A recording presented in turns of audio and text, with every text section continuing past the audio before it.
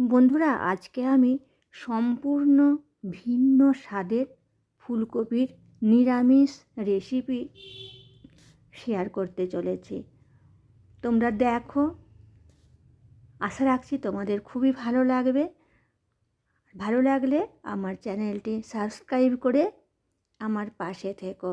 আর সকলকে শিবরাজ ফ্যামিলি ব্লগে স্বাগত জানাচ্ছি। তা দেখো, প্রথমে আমি ফুলকপি পিস পিস করে কেটে নিয়েছি, নিয়ে ধুয়ে জল গরম করে নিয়ে তার মধ্যে একটু হলুদ দিয়ে আর সামান্য একটু ফুটতেই ফুলকপি আমি একটা স্ট্রেনারে ছেঁকে নিচ্ছি। ফুলকপিগুলো এখন কিন্তু শক্ত আছে, সেই অবস্থায় আমি ছেঁকে নিচ্ছি। এরপর সরিয়ে রাখছি। যে হলুদ জলটা বেরিয়েছে সেটা আবার কড়াইয়ের মধ্যে দিয়ে দিলাম। দিয়ে আমি দিয়ে দিচ্ছি কিছু আলু। আমি আলুগুলো এরকম ডুমো ডুমো করে কেটে নিয়েছি। সঙ্গে দিয়ে দিলাম অল্প লবণ, তাতে আলুর মধ্যে লবণ প্রবেশ করবে। এখন দিয়ে দিলাম দুটো গোটা টমেটো, দিয়ে এরপর একটা ঢাকা দিয়ে দিচ্ছি।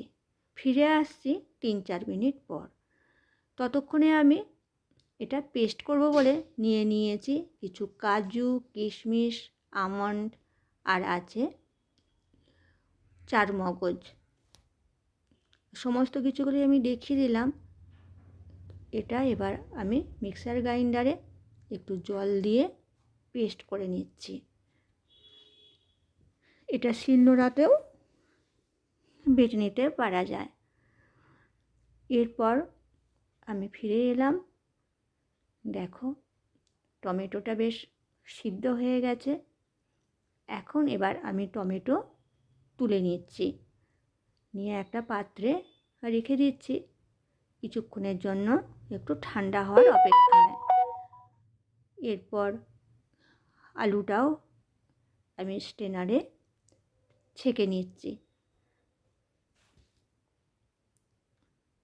ছেঁকে নিলাম, তলায় জল পড়ে গেল।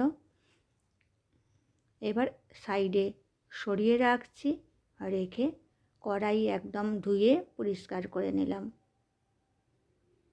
দিয়ে দিচ্ছি কড়াইয়ে তেল। তেলটা খুব ভালো করে খুন্তির সাহায্যে গোটা কড়াইয়ের মধ্যে নাড়িয়ে নিলাম। এবার ফুলকপি খুব ভালো করে একটু ভেজে নিচ্ছি। গরম জলের মধ্যে ফুলকপিটা একটু দিয়ে দিয়েছিলাম, কারণ ফুলকপির মধ্যে যে রাসায়নিক ঔষধ থাকে তার জন্য বিষক্রিয়াটাও কিছুটা নষ্ট হয়ে যায় এবং কোনো পোকামাকড় থাকলেও বেরিয়ে যায়। এবার ফুলকপি আমার ভাজা হয়ে গেল। একটা অন্য পাত্র নিয়ে ফুলকপি এখন কড়াই থেকে তুলে রাখছি।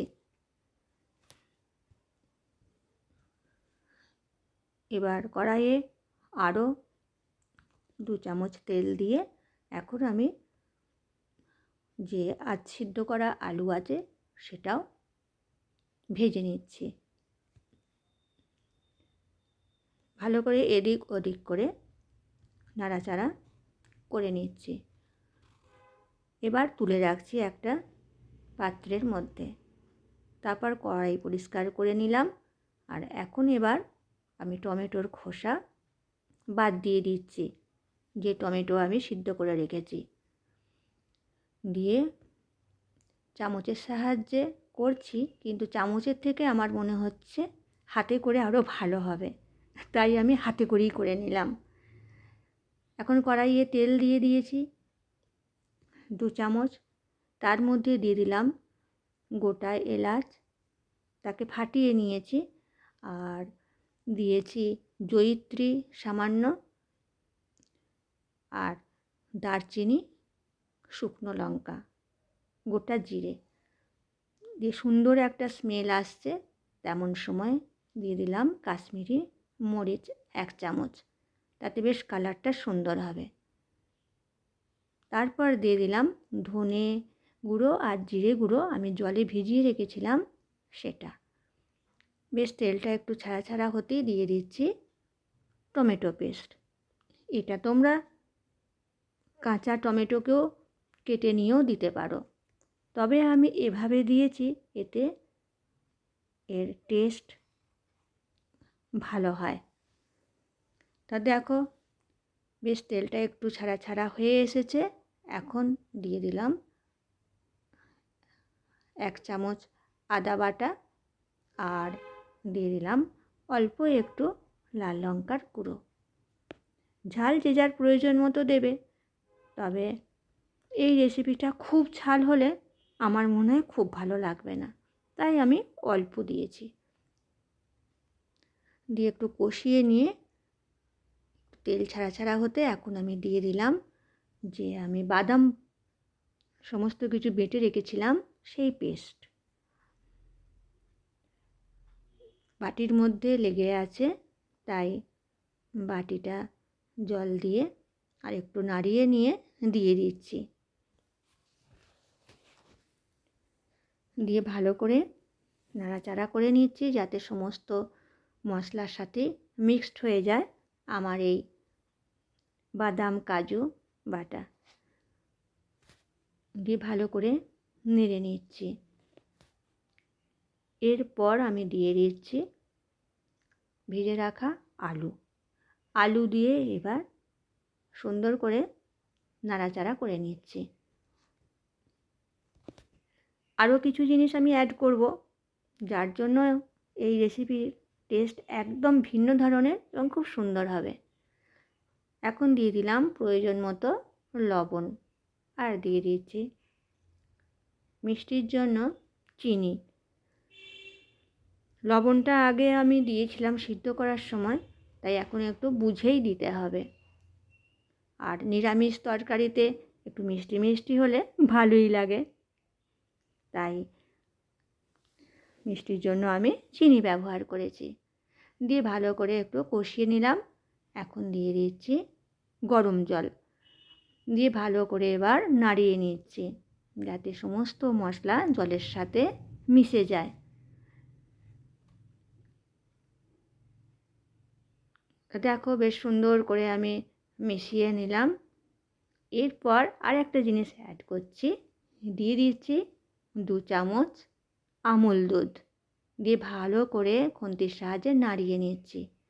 দেখো খুব সুন্দর মিশে গেছে জলের সাথে। দিয়ে দিলাম ভেজে রাখা ফুলকপি। যেহেতু জলটা গরম আছে, তাই তাড়াতাড়ি এটা ফুটে যাবে আর কপিটাও গোটা গোটাই থাকবে। দেখো খুব সুন্দর ফুটে গেছে।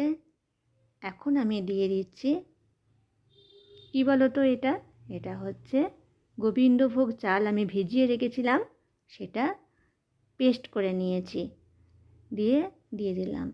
এর জন্য বেশ এই রেসিপিটা বেশ গ্রেভি গ্রেভিও হবে আর বেশ সুগন্ধও হবে আর টেস্টও হবে একদম ভিন্ন স্বাদের।